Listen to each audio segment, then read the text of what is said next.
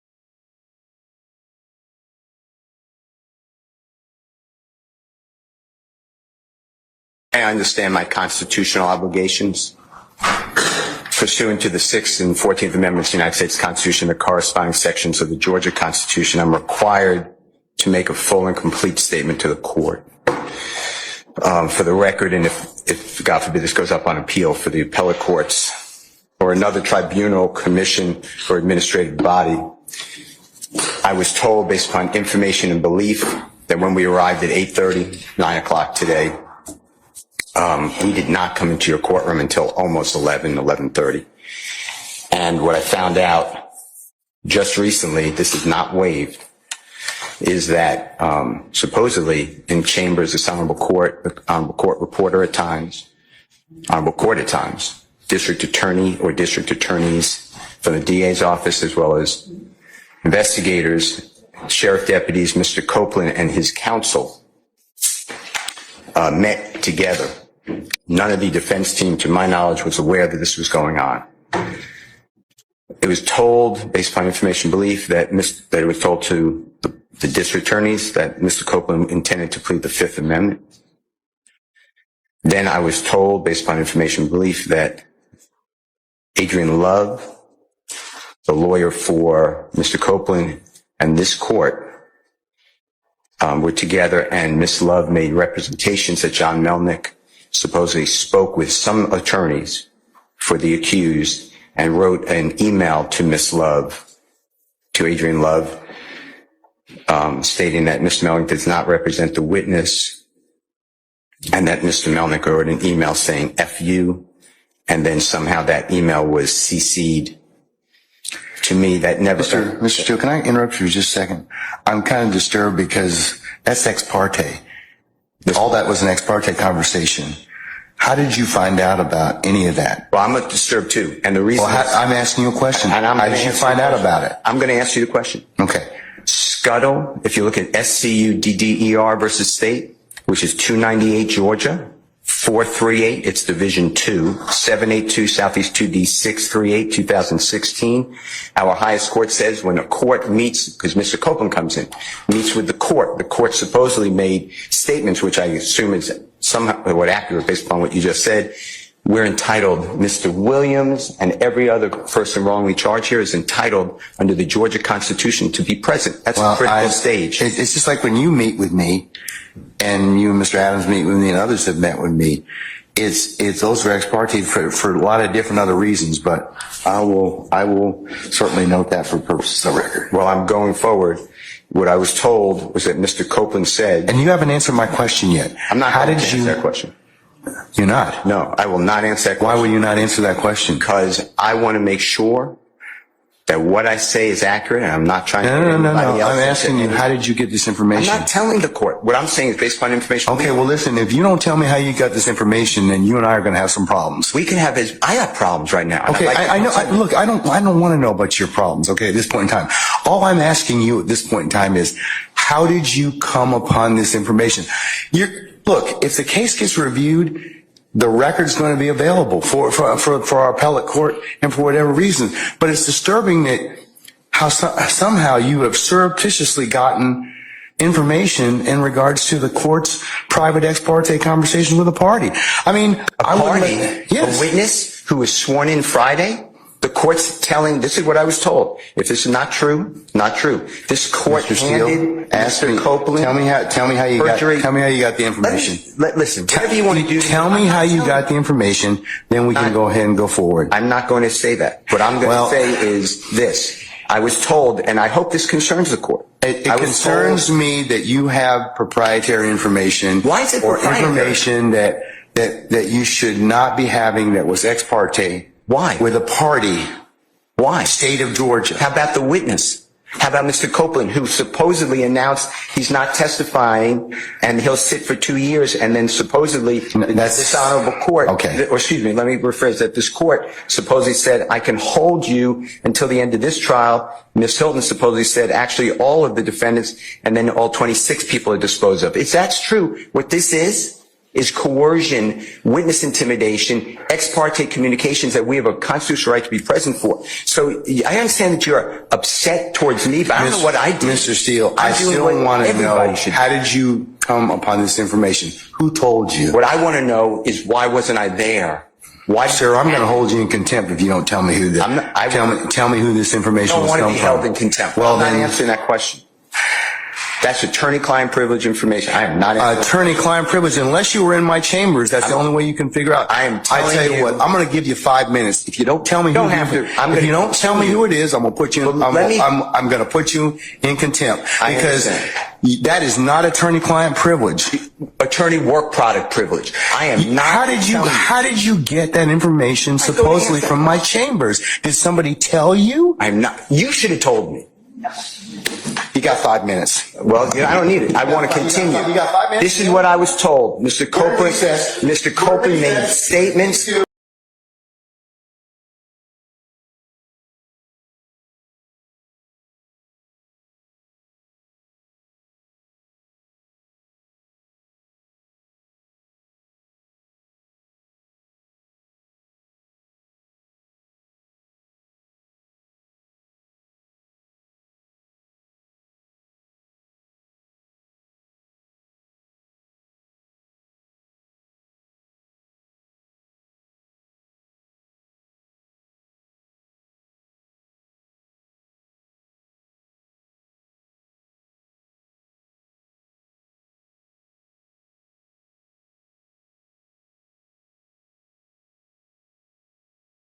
Okay, Mr. Steele, would you take the podium, please, sir?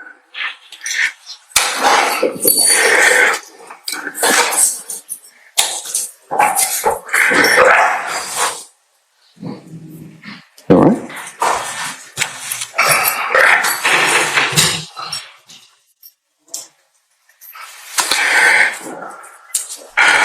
All right. Mr. Steele, before I recessed, I asked you, how did you get this information? And it is not covered by work product. There's only one way you could have gotten it. So I'm going to ask you again.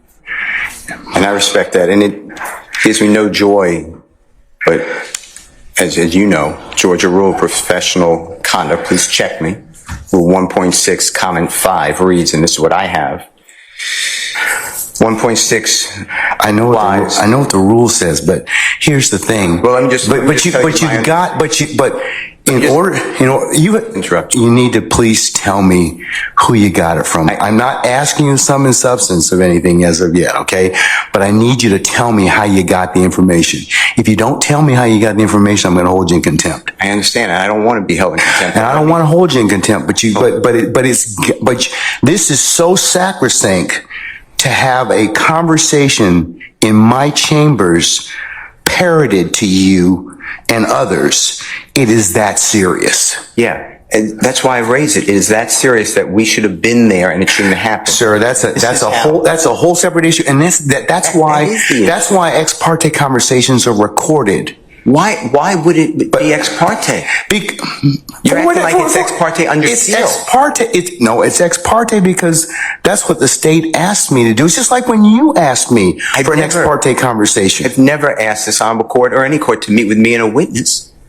Sir, you're straying off the issue. I'm not. The issue is how did you get this information? I understand the issue. I promise you, I understand it. But what I'm trying to ask you is, if you look at Comment 5, this is how I understand the law. You cannot you can't violate something and then use privilege. Okay? I'm not violating anything. Okay, but that's why I'm saying, how did you get information? But just listen to what I'm trying to tell you. You're threatening me with contempt. The privilege in 1.6 would occur if you were in the right place, right time to begin with. You weren't. Let me tell you, I'm just reading from it. But if I'm reading it wrong, I'm not trying to. It says 1.6 applies not merely to matters communicated in confidence by the client, but also to all information gained in the professional relationship, whatever its source. So you're asking me to break, you're ordering me, maybe, you're asking me, I'm not saying you're ordering me, but to give you information, and you're saying it's not sum and substance, but I'm telling you I can't do that under the bar rule. All right. Well, I'm going to hold you in contempt, and you can think about it. And 5 o'clock today, we'll see where you are at that stand on that point. Because no, that's not what I understand the rule to be. I've not asked you sum and substance of what was said. I asked you how you got it. I can't do that. Yes, you can, because I have an idea how you got it. Well, I have an idea how you got it, but that's improper, sir. Your idea may be wrong, and you're asking me to. Listen, I told you the first time, and I'm not going to breach that confidence. I don't want to hold you in contempt, but this is that serious. Judge, you cannot eavesdrop and get information that was not meant for you to hear at that particular point in time.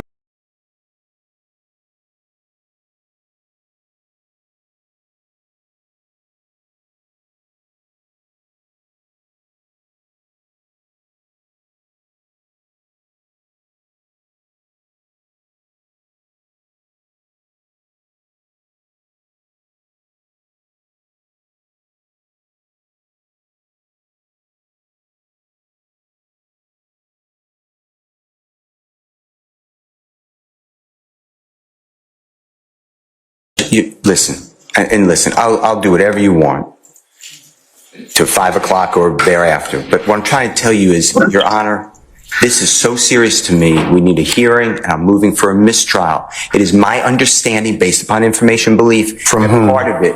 From whom?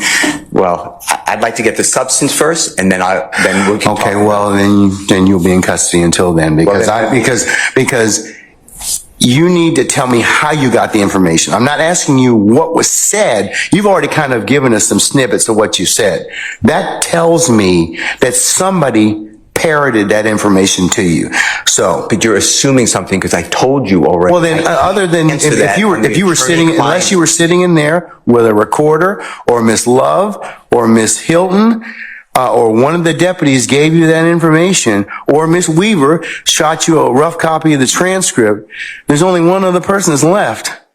Well, Your Honor. And if that person gave you that information, or shared that information with you, she probably violated privilege. Well, let me tell you two things. One, I don't know how that is a privileged communication. It shouldn't have been. Well, it's because she has a client she's supposed to represent. Who are you talking about? But anyways, I'm not going to have a... When I got this information... I'm not going to have any further conversation with you about this. I want to know, the question still remains. I want to know who gave you the information? I'd like to know what information happened outside our presence. That's really it. He can go into custody at this point. I think that the court needs to again declare a mistrial based upon. Okay, and I'm going to deny your motion.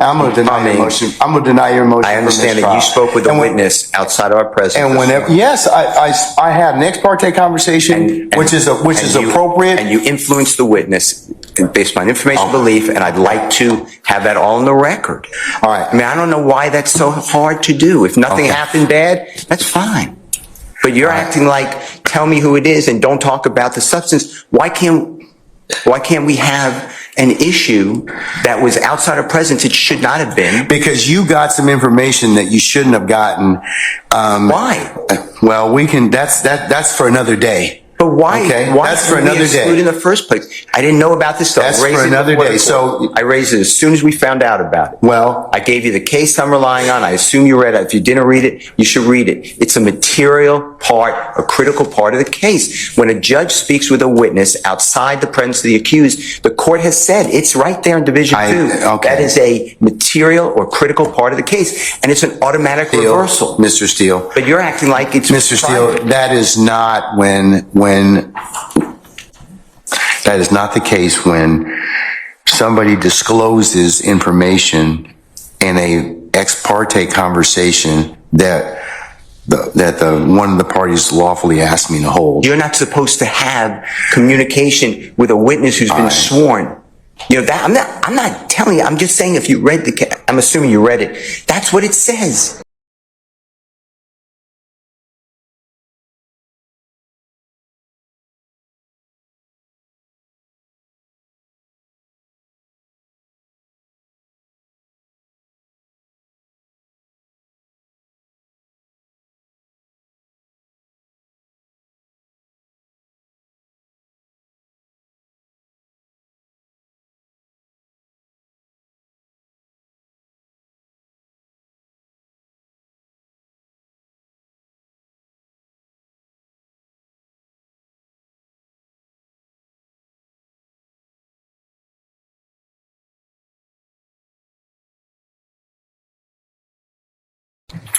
And you did it supposedly. The state wishes to be heard. You said it supposedly. Yes, Your Honor. And what I'm trying to get to is why did that happen outside of presence? And I need to have I'm respectfully requesting the transcript that you mentioned to be given to us so we could really understand it. And then anything that was not on the transcript, if anything, that we understand what happened outside our presence. Okay. And now you have put it where somehow I have to reveal, and I told you the first time, I'd be breaching 1.6. And I know you're assuming something. I don't think you're breaching 1.6. You can't hide behind 1.6. I'm not hiding behind anything. You can't hide behind, yeah, but the thing is, I think you got this information, somebody disclosed it to you, and that's the only way you could have gotten it. What I got. Because unless you're sitting there, you're eavesdropping. So you can't use something ordinarily that you had no business getting to begin with, and then stand on, well, hey, we didn't give you the information, or a party didn't give you the information. So, Your Honor, but that's the issue, isn't it? Well, why aren't we? that leads to be told. But right now, we don't know why we were excluded from that. Mr. Steele, and I want that information because Mr. Williams' constitutional right under the Georgia Constitution. Just stop at this point in time, because Article 1, Section 1, you've already said that. You've already said Georgia Constitution, and we have the right to be present. All right, Mr. And we're not waiving anything. Yes, Madam. Ms. Love.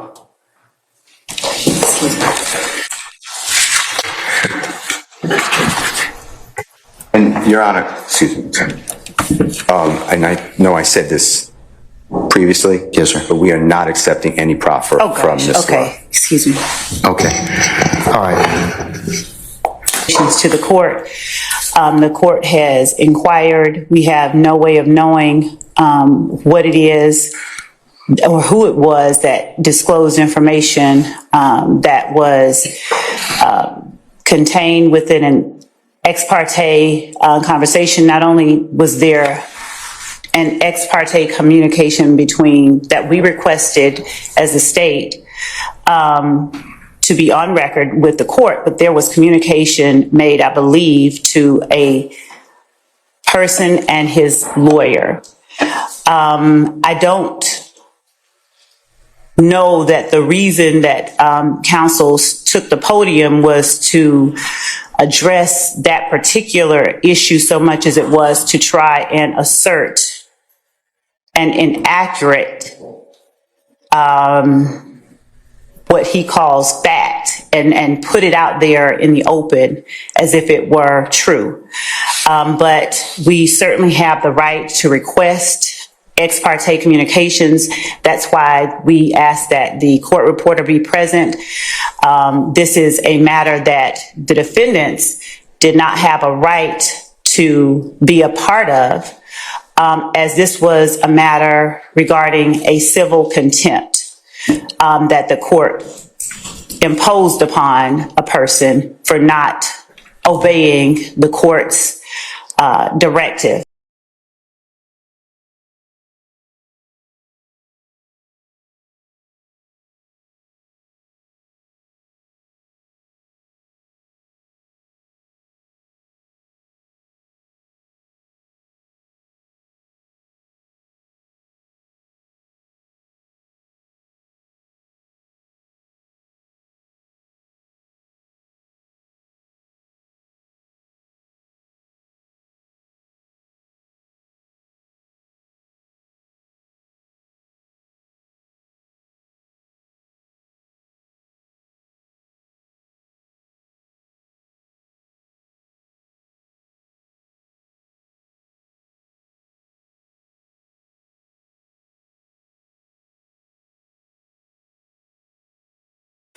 Okay, Mr. Steele, last time, who told you? Same answer. All right, Mr. Steele's in custody, and once he clears the area, we'll go ahead and get started. If by that point means we'll get started, resume the trial, Your Honor. Yeah, we're going to continue. I'm not caught nothing. I'm not going to participate in the trial without the Steele and without. You don't have that luxury at this point in time, sir. You don't. Without the court addressing. You don't have that luxury. You don't have that luxury at this point in time. You don't. Without the court addressing the issue that we believe is germane. Sir, you all are really getting yourselves cross purposes at this point in time. I don't believe so. Sir, I'm telling you, you are at this point in time. You made some things out of nothing. I think that you're on very precarious ground at this point in time. So I'm telling you at this point in time, he's in custody. We're going to go ahead and start. You can represent Mr. Williams. That's okay. That's fine. I'll take up the other stuff as needed, but I'm not going to take it up right now. Respectfully, I will not. Say again? Respectfully, I will not. I cannot. Sir, you have to. Because I can properly represent. Well, you're gonna have to do the best you can at this point in time, because you don't get to extort the court. That's what you're attempting to do at this point in time, sir. Yes, you are. What you're trying to do is, I'm not going forward if I don't get this. You know, it doesn't work that way, Mr. Adams. And I'm telling you at this point in time, I would just kind of govern yourself accordingly, sir. I'm telling you, as the court, under these particular circumstances, everything will come out as it should. I don't think. Doesn't address it. Sir, I don't have enough information at this point in time to address it. I don't. But I'm telling you at this point in time, there is nothing that was given, said, whatever, this morning. That If there is any accuracy to some of the information that we are. But sir, I don't even know. Your co-counsel won't even tell me who said whatever. Okay. And the challenge I'm having in this particular circumstance is that is such a violation of the sacrosanctness of the court's chambers and an ex parte conversation. You're just glossing over that. You're glossing over that in its entirety. No. Violation of Mr. Williams' rights. It's not, sir. Sir. Is not. That's not what happened. That's not